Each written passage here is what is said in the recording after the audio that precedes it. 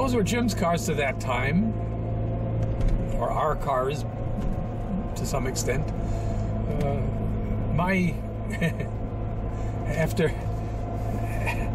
After thinking there couldn't be anything worse than that 6-cylinder Chevy of my dad's, I got a Morris Minor. It was one of the first Morris Minors imported into the States.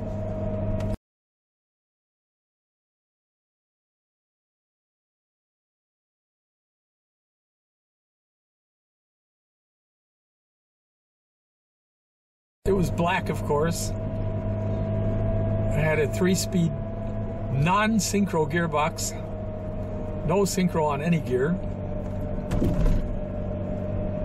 and an F-head 4-cylinder engine.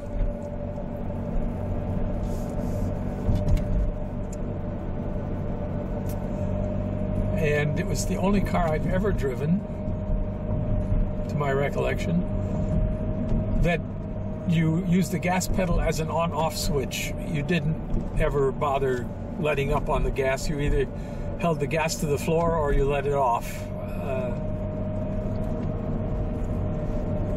With some effort, it would get up to 50 miles per hour on flat ground. I drove it for a couple of years. And I was in school in Hammond, Indiana at the time, Purdue University, local campus. And I would drive there with my foot all the way to the floor the whole time. I never got a ticket in the car, that I'll have to say. At one point, we got 8 young people into the car. I mistreated that car too, I'm afraid. I remember running into a snowbank and bending the grill. The grill was just painted metal in front. And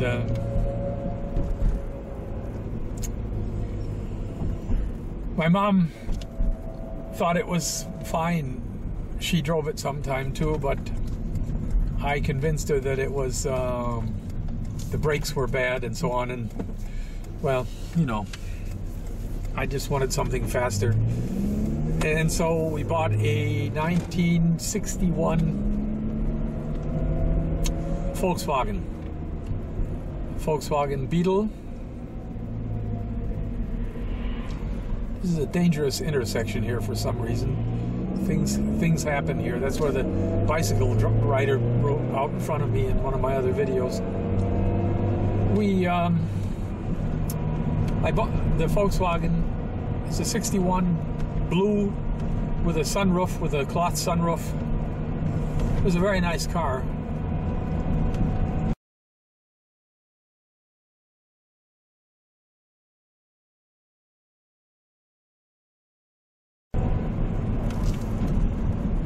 And kind of mistreated it too quite a bit, but it held up for a long time. I won, together with my friend Ray, who I've mentioned in the past on these videos, who sent us a small weed eater not too many months ago. Ray and I won an ice rally in southern Indiana with it. Central Indiana. Oh my goodness. Oh, sorry about that, fellas. Oh, my fancy tripod wasn't attached well. Oops. Oh boy. I hope the camera didn't suffer. No, I guess it's okay. Well, I'm going to have to stop and do something about this, I guess. I can't hold it like this. Okay, I've reattached it. I should have wet the rubber suction cup before I put it on, I guess. I also didn't probably press it on tight enough before I pulled the lever down to attach it. But it should stay on now until we get home.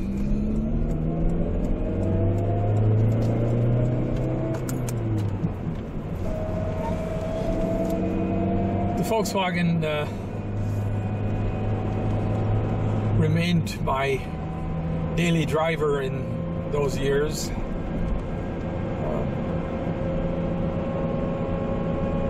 The Jaguar came along at that time then, 1954 XK120 MC.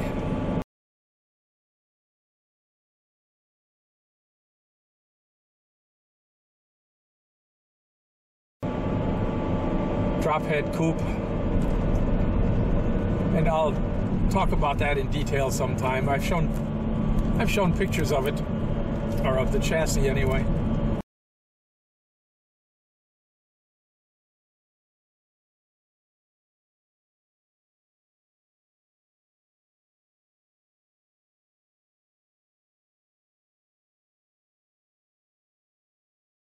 I don't think I have one picture of the car finished,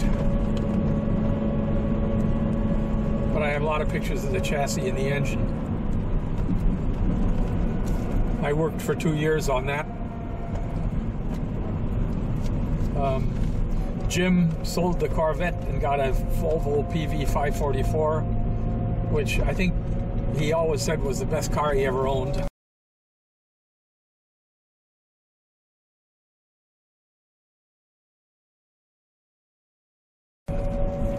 We also raced and won a lot of rallies in it.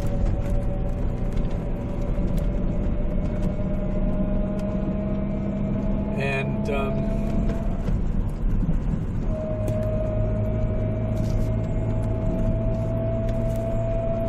don't know if there were any other cars at the time.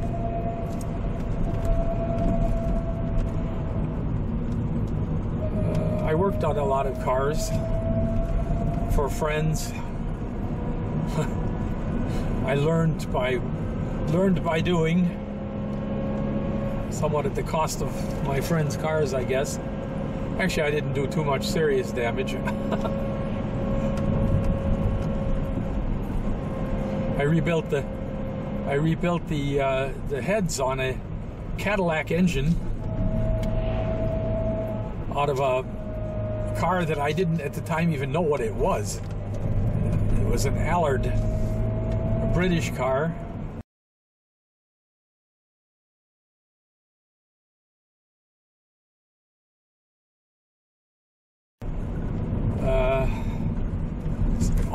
Almost a race car. The guy built these chassis and bodies, and then sent them to the States and had big V8s put in them. And a guy came and said he heard that I was that I did head work. I had to keep from laughing, but I assured him yes, I could do that, and I rebuilt the heads in it. It was all right. They were the guides were worn out, and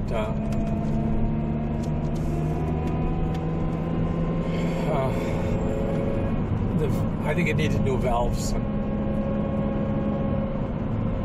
I never got to drive the car. I put the heads back on. There was no fuel tank in it, and he came and I think he towed it away, and I never saw it again. But he paid cash. I think he paid me over $100 to rebuild the heads on it.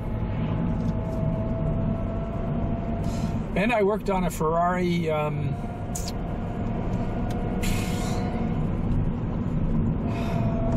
I want to say Mexico Tourer, but I'm not absolutely sure of the car anymore.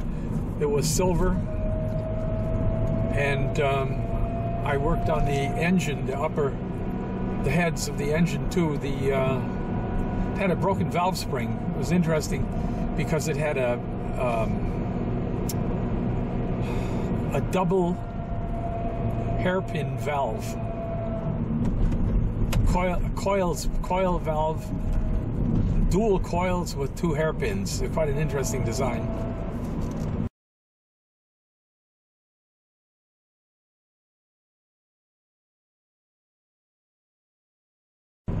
I'd never seen one before, but I was able to get the parts.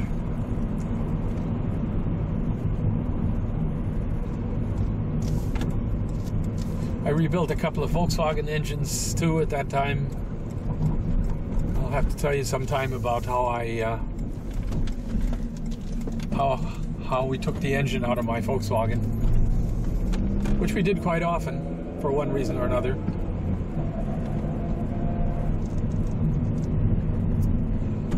So that's about it for today. I'll have to break this up probably in 2 or 3 videos. A little bit about my history with automobiles. There are some more stories. There are many more stories to tell, of course, about incidents that happened. Probably some that I won't tell.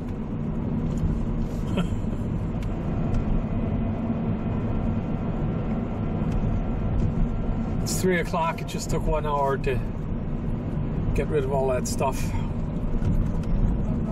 Karen will be delighted that it's gone because it's been taking up a lot of room. We lived in a very, very big house before, much bigger than the one we live in now. Had had more than twice the living area. And as a consequence, we gathered all kinds of things. We had thousands of books, and I have all kinds of papers that I did for my work and so on. We just don't, well, we would have room for it if there was any reason to keep it, but that's the point. There is just no reason to keep it anymore. So we get rid of it and keep just the few things that we think we'd like to look at again. When you get older, you have to, well, you don't have to. A lot of people don't. But it's probably useful to start thinking about the people that are going to have to clean up your mess. When you kick the bucket, you know, it's going to happen. We don't live forever. I'm 73. At the moment, as far as I know, I'm in good health. My blood pressure's low. That's good. I have no history of heart problems. I had cancer last year, but apparently they were able to get rid of it. That's our house in front there, but I'm going to make a quick turn around here along the next street here. It's our friends here with his Audi TT.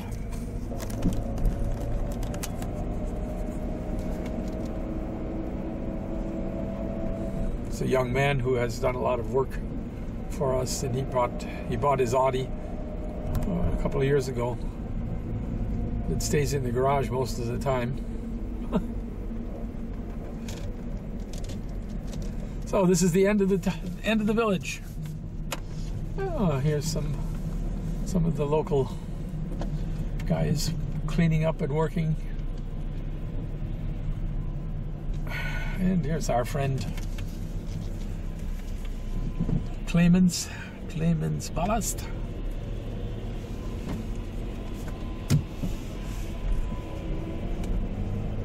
Oh, that's an interesting car right there. Huh. I probably didn't see it. It's a Volkswagen Phaeton. Probably one of the nicest cars that have been built in the last 20 years. They're quite expensive.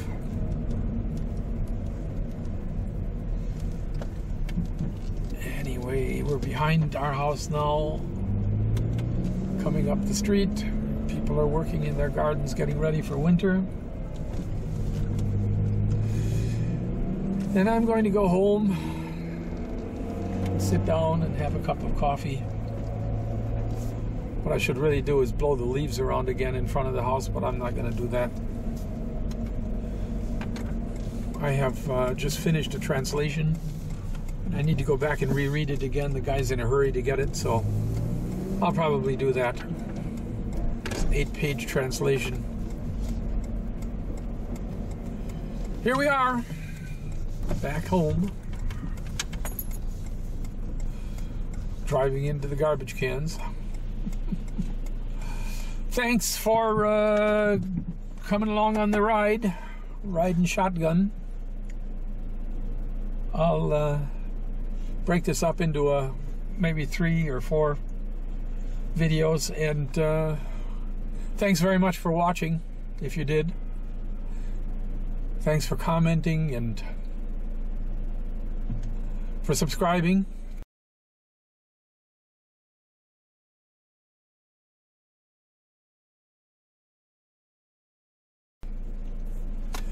And as particular thanks for all of you who put up new videos.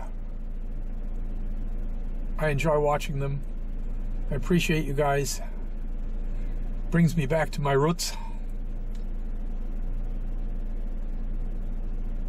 See you again soon. Ciao.